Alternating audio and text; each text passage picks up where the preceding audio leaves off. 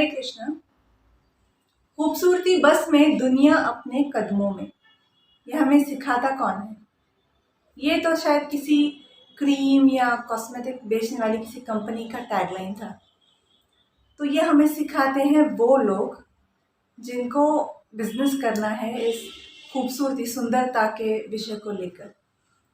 तो क्या ये इतना महत्व रखता है कि कोई अगर सुंदर है, खासकर कोई महिला, तो क्या सब कुछ हो गया? मुझे इस कॉन्सेप्ट से बाहर निकलने में बहुत साल लगे और एक बहुत डीप मुझ पर और हमारे फैमिली में वो एक बहुत डीप एक संस्कार था, गहरा संस्कार था कि अगर कोई दिखने में सुंदर है तो मतलब मानो उसने दुनिया जीत ली। मतलब क्या उसकी जो भाग्य स्थान खुल गए, ऐसा एक वातावरण हमेशा रहा था हमारे रिलेटिव्स में, फैमिली में। और उस वजह से क्या था कि सब जो पुरुष थे वो उनका ऐसे उनका जो ध्यान था वो बॉडी बिल्डअप ऐसे अच्छे से बनाने में वो ज़्यादा रहता था।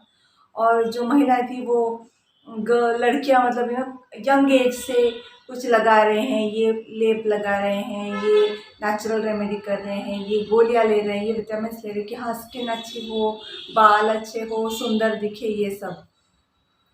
तो मुझे बहुत साल बाद ये समझ में आया, खासकर कृष्ण कॉन्शियसनेस में, कृष्ण भक्ति में आने के बाद ये पता चला कि भाई ऐसा तो बिल्कुल नहीं है।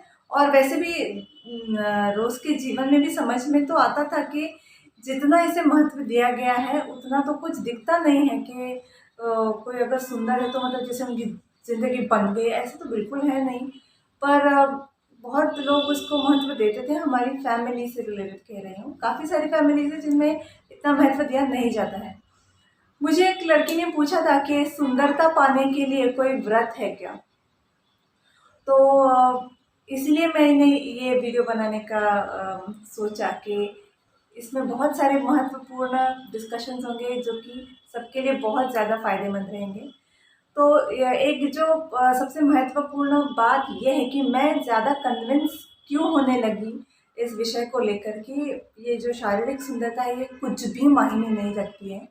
क्योंकि जो हमारे क्लोज रिलेशंस में मैंने देखा था कि जो बहुत सुंदर लड़कियां थी, उनमें से कुछ लड़कियों की उनके पता नहीं उनके बर्ताव की वजह से या किस वजह से, शायद उनके बर्ताव की ही वजह से जितना हम जानते हैं, उनकी फैमिली लाइफ, उनकी जो उनका जो वैवाहिक जीवन था वो काफ़ी पिटा हुआ था।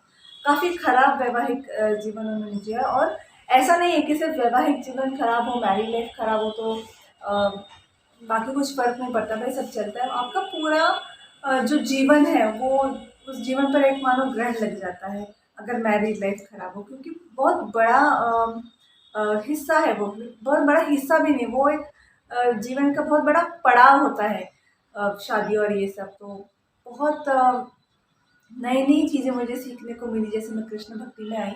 तो श्रील प्रभुपाद इस विषय में क्या कहते हैं? बहुत इंटरेस्टिंग कॉन्सेप्ट्स हैं, बहुत इंटरेस्टिंग। प्रभुपाद एक श्लोक के साथ ये कॉन्सेप्ट एक्सप्लेन करते हैं कि स्त्री का रूप क्या है, मतलब किस बात से स्त्री सुंदर होती है। तो श्रील प्रभुपाद चाणक्य नीति से 3.9 ये वर्स है, कोकिला नाम स्वरो रूपम, स्त्रीणाम रूपम पतिव्रतम। ये श्रील प्रभुपाद अपने एक लेक्चर में भी कोट करते हैं श्रीमद् भागवतम के 1.8.39 जो श्लोक है उसके विषय में, कि एक जो कोयल होती है उसका जो रूप है वो उसकी आवाज़ होती है, उसका जो स्वर है। और एक जो स्त्री है, नारी है, तो उसका रूप क्या है, वो सुंदर कब बनती है? ये जो खूबसूरती बस में, दुनिया कदमों में, ऐसा कुछ होता नहीं है। पर खूबसूरती क्या है? तो वो खूबसूरती उसकी शारीरिक सौंदर्य नहीं है, उसकी जो सुंदरता है वो है पतिव्रतम। श्रील प्रभुपाद कहते हैं कि एक महिला अपने पति के प्रति कितनी आज्ञाकारी है, कितना पति को मान देती है, कितना पति के हिसाब से अपना जीवन जीती है। How much a slave she is to her husband, उस हिसाब से उसकी सुंदरता बढ़ते जाती है।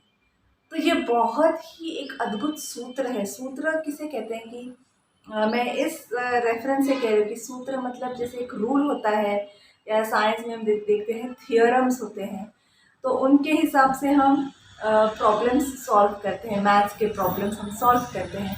वैसे ही ये जो वैवाहिक जीवन का प्रॉब्लम होता है, वैवाहिक जीवन जो एक प्रॉब्लम बन जाता है और हमें सॉल्यूशन चाहिए होता है, तो उसमें ये सूत्र, ये थियोरम, ये रूल, हमें ये फॉर्मूला ये यूज़ करना चाहिए कि नारी रूपम पतिव्रतम, स्त्रीणाम रूपम पतिव्रतम। जितनी पति के अधीन है, जितनी पति के हिसाब से अपना जीवन जी रही, जितनी पति से फेवरेबल है, उतनी वो सुंदर होती जाती है। तो इसमें एक बात कह सकते हैं, भैया क्या कह रहे हैं आप, स्लेव बन जाओ? तो स्लेव तो ये तो हर एक जन कहीं ना कहीं होता ही है। हम ये नहीं बिल्कुल कह सकते कि हाँ भाई हमको किसी की सेवा करनी ही नहीं पड़ती है। हर जगह हमें सेवा करनी पड़ती है। आप ऑफिस में जाओ, आप कहीं पर भी जाओ, गवर्नमेंट में चले जाओ, गवर्नमेंट कहते हैं ना गवर्नमेंट सर्वेंट, आप कहीं पर भी जाओ, you have to serve someone. वो तो हमारा क्या कहते हैं कि कॉन्स्टिट्यूशनल पोजिशन है कि we have to serve someone. तो अगर 100 पुरुषों को सर्व करने के लिए नहीं कह रहे, सिर्फ पति को सर्व करने के लिए कह रहे हैं उस रेफरेंस में। तो देखिए, ये व्रत अगर आप करें, मुझे उनको ये कहना मैं चाहूँगी कि जिन्होंने क्वेश्चन पूछा था कि आप जितना पति के प्रति अपनी श्रद्धा रखें, पति की सेवा करें, पति के हिसाब से अपना जीवन जिए, उतनी आप सुंदर होती जाएंगी।